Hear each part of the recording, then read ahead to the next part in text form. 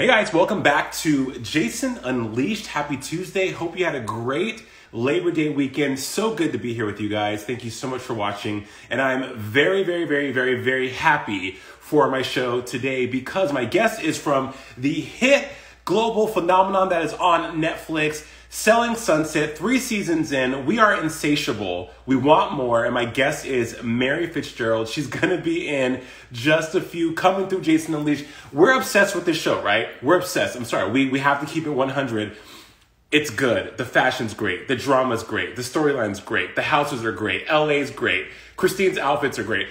Everything is just great about this show. And I want to get to the bottom of some burning questions I have on Selling Sunset, and I'm sure you guys too. So stick around for that. Mary's gonna come on in a bit. And if you have any questions, guys know the drill. Hit me below in the comment section or whatever you call it down there, and let's do it. Mary's here, so let's bring her in. Mary Fitzgerald Bonek. I have to give her new married last name because Fitzgerald was her old married last name. Mary, hi. Hi. Good to see you. How you doing? I'm doing well. How about yourself? I'm great. Welcome to Jason Unleashed. I'm glad we could make this happen because last week we were trying to get it together. Didn't happen, but we're here, so I'm grateful. Oh, thank you. Yeah, sorry about last week. It's all good. How are you doing today? How was your weekend? It was a long weekend. Did you kick back? Yeah, it was good. I worked. Wait, So you got to take some time for yourself. I do. You know what? Actually, tomorrow I'm super excited. Romain just came back from France. He had to go see his mom, and then we're going to Texas, of all places, tomorrow. You love Texas. Yeah, we're going to Austin, and just with a couple, like on this little couples trip thing. There's like 2 or 3 of our friends are gonna be coming, and so we're just holing up in a house, a huge, massive, like amazing home, and just chilling. We're gonna actually get to see each other again. Good for you. Well, congratulations on this global phenomenon that is Selling Sunset. Like I said, we can't get enough. We're insatiable. I mean, you've done countless interviews. You know the drill. People love you. They love the show. But I have to know, were you prepared for the meteoric rise and celebrity that has come with this show? Is your head still spinning? Yes. Jason and I were just talking about that yesterday.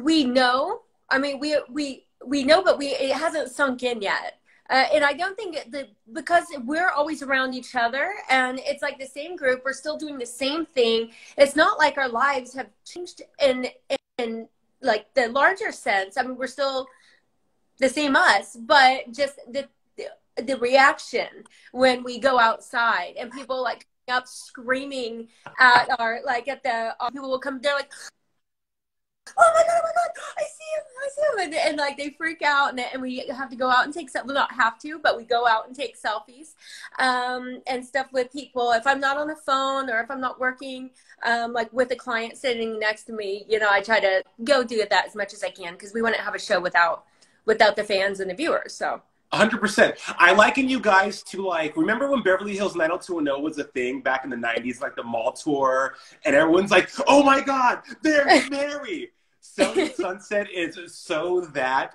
for this new generation. It's incredible. And it's such a great show. It's produced well. Let's just debunk the rumors. You are actually a luxury realtor in Los Angeles. This is not a made up profession that you just so happen to be on a reality show, right? Absolutely. Yeah. Okay, great. Yeah, I work nonstop. I just closed 6 escrows. I'm in escrow on another one and have 3 new listings coming up very soon. That's awesome. So, I'm real. She's the real deal, people. In reality TV, a lot of people that go on reality they become a character because reality TV, as you know, is heavily produced, right? There's storylines, especially working with Adam DeVello, who created the iconic series that's The Hills and thereafter. But for you, one of the most magical things about you is how there's no bullshit with Mary. You're like, I am who I am. This is what you're going to get. And you've been so open and very authentic in your story. Did you have to fight for that before coming on the show and saying, hey, this is what I want, this is how I want to be portrayed? And has there been things left on the cutting room floor that you were like, why didn't that make it onto the show? Yeah. Well, in the beginning, right when we started filming season 1, Heather actually helped me out with this because in the beginning, when we agreed to do it, I thought, okay, they're just following us around, and our group and the way we do business and the fact we're all friends, I thought, I mean, we are kind of unique. So, our relationships are unique. But then right before we started filming, I thought, I kind of froze, and I was like, wait, who am I supposed to be? I was like, I don't understand. Like, I'm not super, like bougie, like Christine. I'm not like not. And so I'm going to be so boring. What am I supposed to do? And Heather's like, babe, they chose you because they like you and never you. And then, it was the weirdest thing, but I was like, oh yeah, that's duh. And that's why I just decided from that point on, I'm not going to fake anything. I'm not going to try to ham things up. I'm just going to be me. If that means I'm boring in some scenes, fine. If that means I'm have to part on my sleeve in some scenes, fine. But I signed up for it, and I think it's a fun show for everybody. So fun is an understatement. It's more than just fun, but I think your story, I think who you are on the show is indicative to what audiences want from a show like this. Because, I mean, have people, and women especially, have they reached out to you and connected with you about their stories of infertility and fertility when you divulged your experiencing with losing your twins and freezing your eggs and trying to start a family with Romaine? What have those conversations been? Well, I think people have reached out. I think they've reached out more regarding having their kids at a young age and how much of a struggle it was being a single mom. I think I get more messages regarding that, but then I have had a few about, hopefully I'll be able to go through this and I'll be able to have kids. And the thing is, this is part of what was filmed but didn't make the show, is that when we went in there, I am in very good shape, as like fertility wise. I'm just not ready to do it yet. Romaine and I are so busy. We barely see each other. It's just, this is not the right time. We're very career focused, and it would be a shame to bring a child into the world right now where we can't give all of our time and love and everything. So we're going to do it on our schedule. So, Absolutely. So we're putting the pieces in place, so that is a possibility.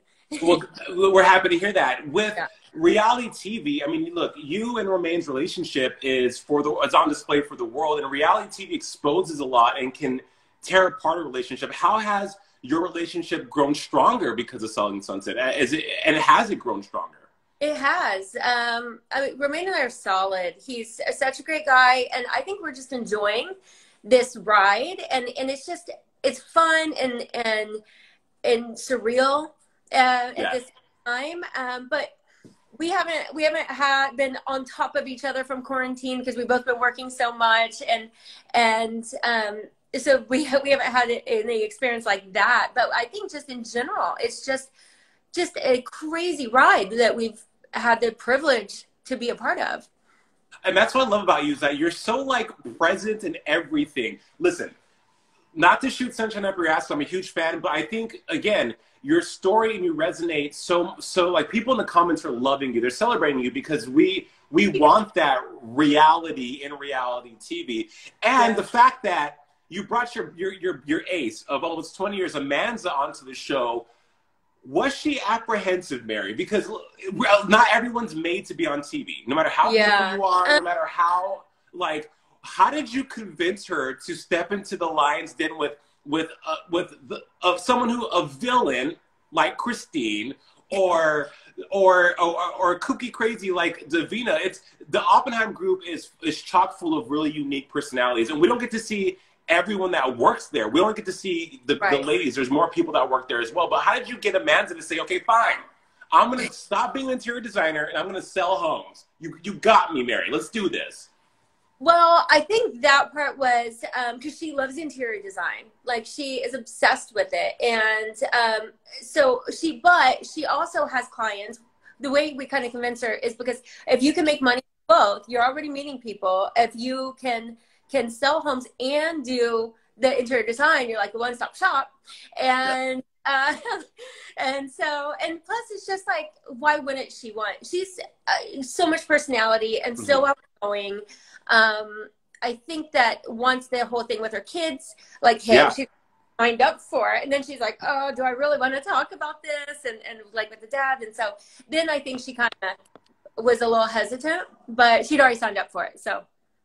The ink was dry. The ink was dry on the paper. This is what happens when you're live. My dog needs to use the bathroom. I've been trying to. Go ahead. No, I have to go around the house and find good internet. I have to go around the house and find great everything sometimes. The internet is no longer our friend in quarantine. How have you been holding up in quarantine? I know you have filmed prior to quarantine happening. When we got 3 seasons back to back to back. What has your quarantine been for you? And what have you learned about yourself in quarantine? Because beyond being a star, I'm sure there's been a lot of things that have come to light about yourself, watching yourself back, and also being in this really unprecedented time that is 2020. Yeah.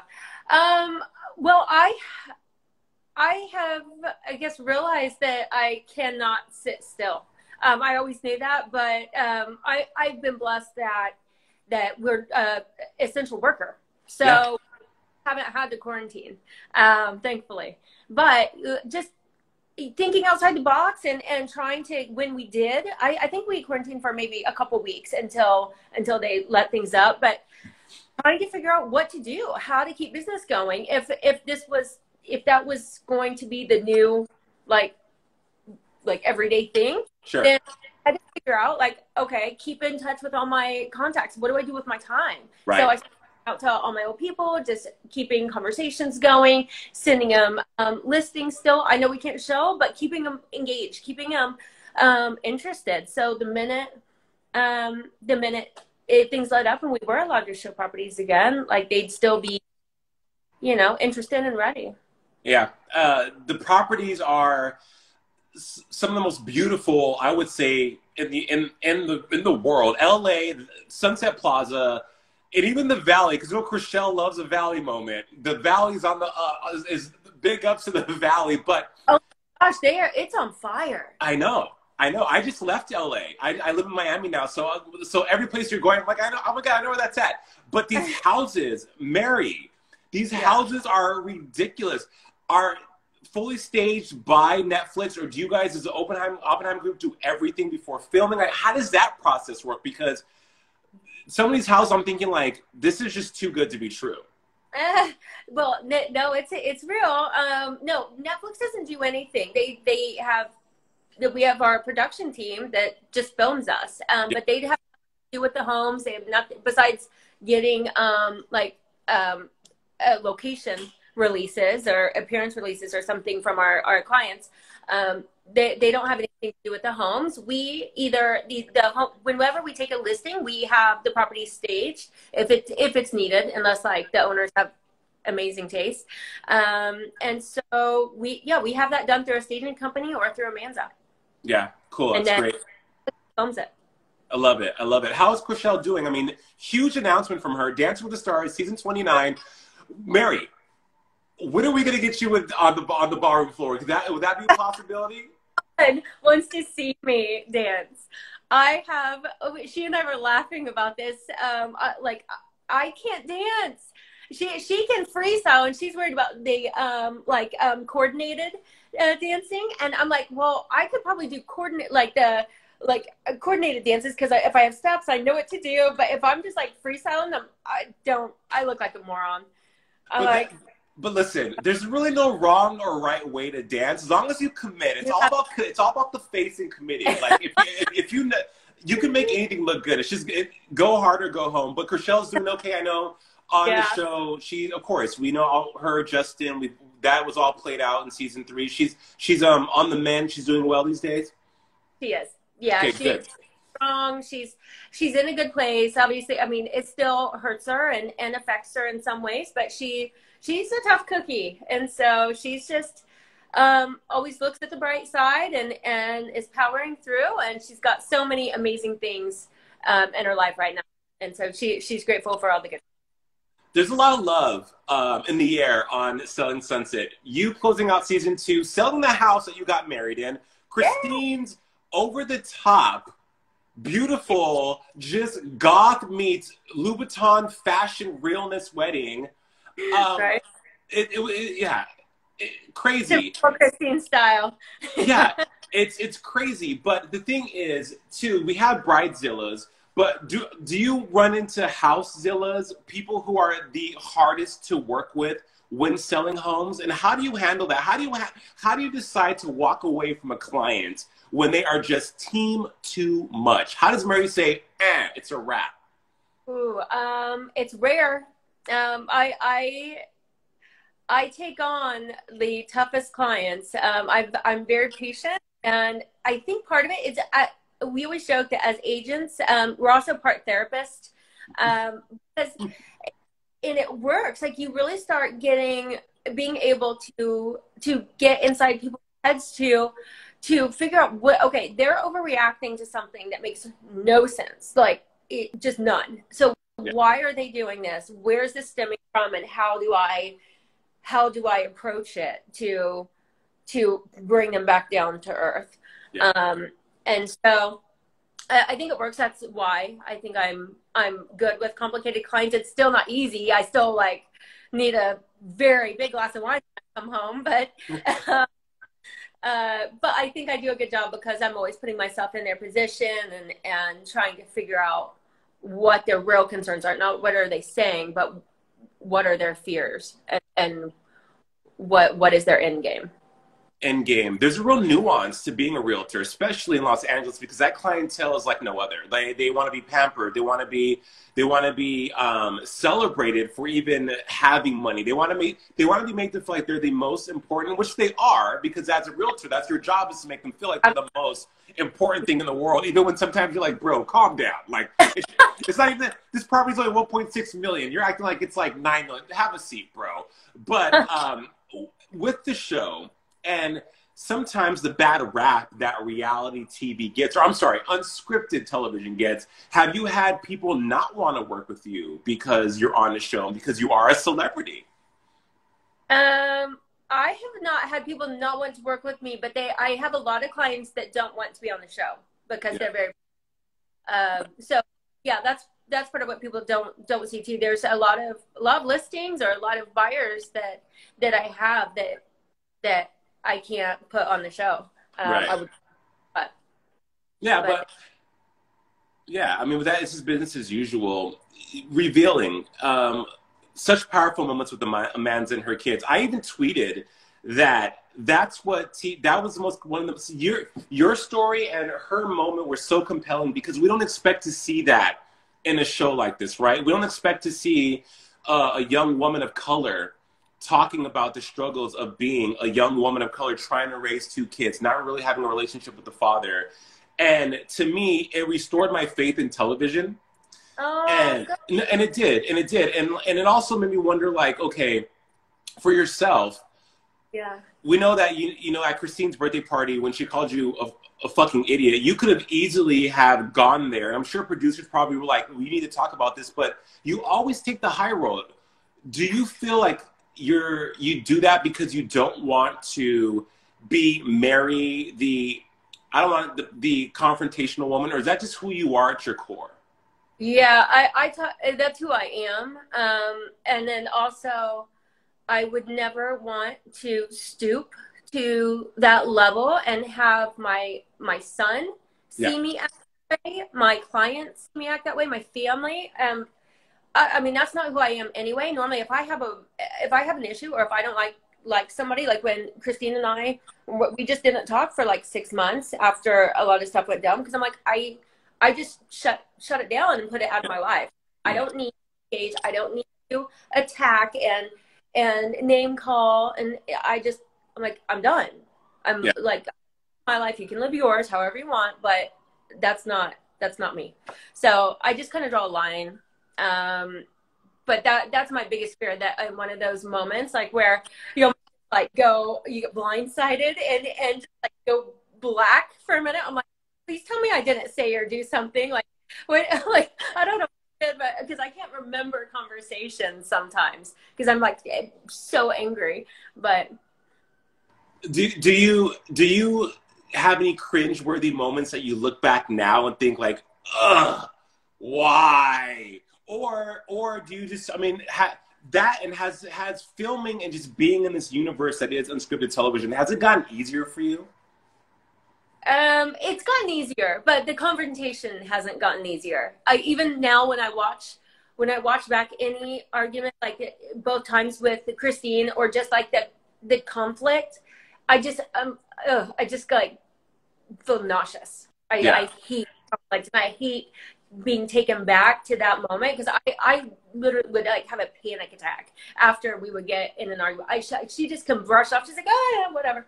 I'm like, no, that's not the way I live. I don't like that. I don't want that negativity in my life. Well, I think it's indicative of how really, you know, if you look at the Oppenheim group and how you guys move as a collective, as you're going to have conflict, especially in a highly competitive place like the Oppenheim group. I mean, they've accused you of being a favorite of Jason because you had a relationship with him. That to me was kind of bullyish because it's like, okay, I get it why they may feel that way, but how did you address that off camera when they're saying that you're basically a product of favoritism? That's why you're successful, is because you're being funneled all these awesome listings. Yeah, the way I handle it is say name one. I'm not going to argue about it. I'm like, which one? I'm in Success Girls. Which one? Yeah. and boom. Silence. So. Mic drop by Mary Fitzgerald. Okay, so people are loving you in the comments. They're saying that you're the favorite on the show. You're so inspiring. I have a lot of my friends watching. People were so excited for you coming on Jason Unleashed today. My DMs were flooded, but that just speaks to how great you are on the show. I want to ask you straight up. You don't have to answer, but when are we getting season 4? Y'all hit us with season 3 very quickly. Season 4 is premiering next week, right? It's coming. I wish. We find out probably this week or next week, but. Okay, cool. All right, so not confirming, but allegedly, reportedly, there will be a season 4, and everything's great in the world of Selling Sunset. Also, what's great in the world of Selling Sunset is your fashion. The fashion on this show is disgusting. The watch you wear, I'm a huge watch fan. Every time you come on the show, what kind of watch is that? Is that a Hublot? What kind of watch is that, Mary? Yeah, it's Hublot Big Bang. I am obsessed. And me and my husband were like, she wears this super masculine watch and it looks so good on her wrist. And you have the best teeth. Your teeth are goals. Thank you. Thank you. I'm over here like trying. What was that? I was young. It's incredible. When you're deciding what to wear for the show, is there pressure to always outdo yourself? Because Christine seems to be the most full out, over the top when it comes to fashion, from hair to makeup. I mean, she rocks a red lip like no other. But for yourself, you're very fashionable, but you're understated. You're fresh. You're easy. When deciding what you're going to wear, do you think, okay, for this scene, this would, I don't know, read better? Or you're just like, F it, I'm going to wear what I want and that's it? I pretty much wear whatever I want. When I buy stuff, I just buy what I like. And sometimes I just accidentally, I'll actually buy one outfit and I'll see like that top with like this other skirt. I'm like, oh wait, that's super cute. So then I'll put that together and then, there's no real thought that goes into it. Most of my thought goes to real estate, but I'm glad it comes off well. I mean, you look great. You look great every episode. Would you ever not film Selling Sunset? Has the pressure sometimes from the blogs and from gossip rags? How do you take that in stride? How does Mary practice self-care in a world that is constantly having all eyes on you all the time? How do you detach and walk away and get back to you and get centered? I think because I'm too busy right now. I don't look at much. I don't really read too much, and I know who I am, and no article is going to tell me like, or say something that's going to make me be like, oh my God, I'm a horrible person. No, I'm not. I know I have everyone's best interests at heart. And I mean, I don't think at least that there has been an article that's ever said that, but most of the time the other castmates will send me stuff if it's about me, like they'll see it and they'll send it to me if they think I would want to see it. But yeah, I don't look at too much, so I'm kind of in my little bubble, and all my time is just either with Romaine and real estate. That hustle is real. Has Romaine taught you French yet? Are you guys fluent together? Oh, no, not yet. We've been too busy. He leaves at 6 a.m. and comes back like in the evening, eats and goes to sleep. And then he was just in France. I'm like working nonstop. I'm still working when he goes to bed. And so we have not had time. We will. And I was taking French classes and then COVID hit. But I'll get back to it when things slow down. Love it. I love it. People always want to say that it's putting on an air for reality TV. Can you confirm to the 500 people that are watching right now that everyone that's on the show is exactly who they are and that's who they exist in when the cameras are not rolling? Yeah. I think everybody is very true to their character. I think Christine's the only one that when she's at home, she is much more just like chill and not as over the top. But if she goes out, yeah, and then just her personality in general, she's pretty over the top. So so I think she has like a not multiple personality and a like in a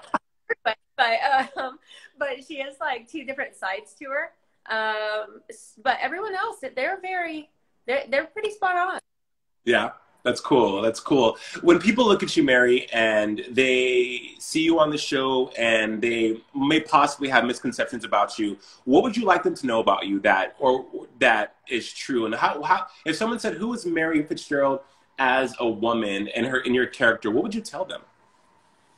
My character, I think, oh, tough one. I think I just have a lot of ambition. I'm very motivated. I want to see what I can prove and what I can do for myself, what I'm able to achieve. I think after having my son young, it was always like I always had like a limitation on how much I could do, like having, having childcare in school and like doing different things. So now it's like, it's just me. I have this chance and this ability. How far can I take it? What can I do? And so I just, I think I just try to prove things to myself more than anybody else. Right. That's so important. I mean, you were in an almost fatal car crash years ago, and you've come back from that. And I think that speaks to that you can overcome that. You're kind of superhuman, Mary. You're a superhuman realtor. I wish. You're like the Marvel comics of realty. I'm petting my dog. My dog's wanting attention right now. I have a little American Staffordshire Terrier, and she's so needy. You get the dog neediness, right? You get it, right? Like, they're so needy, but it's so cute. Like, if they weren't needy, you'd be kind of pissed if they weren't, like, needing. You mentioned your son. How's he doing? Does he watch the show? He watched it. I don't know. He watched season 2. He's so coy about it. I'm never going to be cool to him. I don't think. I'm just his, but he's proud of me. Yeah. But ask him, what do you think? He's like, like, that's about all I get. He's so quiet. But yeah, he's proud of me and he thinks it's cool, but he doesn't really express that too much. Right. He's like, my mom's on TV. It's no big deal. I want to come out here because school's he can do it from here now. That's cool. That's awesome. I love that. I want to switch up to Aaron Rodgers. He's celebrating you in the comments. Let's take a couple of questions before I let you go because there's 24 waiting. And people, I'm telling you, Mary, you're a thing. You're a thing. All right, so let's check it out. I'll ask a nice question because people are shady. Oh my God. Let's see here. Oh my gosh, there's so many that okay, so cool. Cameron Alperin says, what is the absolute best thing about filming? The best thing about filming, I think being able to watch back just super fun like experiences in our lives, and we get to watch them back and have them like in history, like where we can go back anytime and just see, like, watch our lives again. I mean, Yeah. who normally have an opportunity to do that? Right, right. I'm on a reality show as well, and I completely get that. Also, do you watch RuPaul's Drag Race? No, no. Mary, okay, so now since I'm watching your show, you have to watch Okay. Drag Race. Well, deal. Okay. We have a pact. You gotta Yeah. watch Drag Race. Also, That other movie he did with the little kid. I can't AJ remember and the what Queen. Yes, I love that movie. Yeah, I love that one. But okay, so Drag Race. I'll watch that one. Boom, deal. Okay, let's get rid of this one real quick. They're saying the questions are blocking your face. And so you are gonna be, well, I don't know if Dancing with the Stars is gonna allow a audience right now, but if they do, we will definitely see you in the audience cheering on Chriselle. Absolutely. I told her the other day that I was like, okay, so I'm definitely going to cheer you on, vote for you, but I might be rocking out Nelly while I'm doing it and listening to Nelly. I was like, I love it. I was the biggest fan, like, a long time ago. I actually got Nebrek to that song, to Must Be the Money song. I was trying to, and I got Nebrek to that. Ride With Me. Yeah. Hey, must be the money. That's it. Oh my gosh. Like, wait, but isn't that a little traumatic though, Mary? No. No, I still love, like, all the songs. They're just fun, old school, and I like them. But I'm definitely Chriselle on, and I'll be there. Like, well, we can't wait to see you in the audience. We cannot wait to see you on season 4. I know you're a busy lady, so I'll let you go. Mary, thank you for hanging out today on Jason Unleashed. Everyone's loving you, and you're incredible. And thank you for being authentic and revealing, and for just being cool as hell. Hey, in 2020, we need more of that. Thank you. All right, girl. I'll talk to you soon, and make sure you catch up on Drag Race. It's streaming on Netflix. I will. I'll let you know what I think. Deal. All right, girl. I'll talk to you soon. Have a good one. Okay. Bye. Bye.